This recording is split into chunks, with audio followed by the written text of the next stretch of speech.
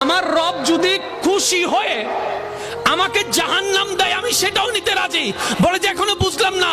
পাগল বলে জ্ঞান দিয়ে রবের বিষয় বোঝা যায় না, দিল দিয়ে বুঝতে হয়। আরে শুনো, রব যখন খুশি হয়ে যাবে জাহান্নামটা জান্নাত হয়ে যাবে, রব যখন নারাজ হয়ে যাবে জান্নাতটা জাহান্নাম হয়ে যাবে।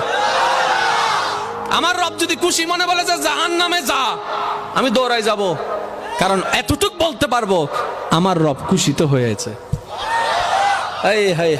আমার রব খুশি তো হয়েছে। সুতরাং নবী মুস্তাফার মহাব্বত অন্তরে রেখে আল্লাহর রাজি, আল্লাহকে খুশি করার প্রয়াসে আমাদের জীবনটা যেন চলমান থাকে, আল্লাহ সে তৌফিক দান করুক, আমিন। একটা নাতে রাসূলের ফরমাইশ করেছে, সবাই মিলে একটু পড়লে আমি খুশি হব। 2 লাইন পরে ইনশাআল্লাহ বিদায় নিচ্ছি। নূর ওয়ালা नूर लेकर आया है सारे आलम में, ये देखो कैसा नूर छाया है।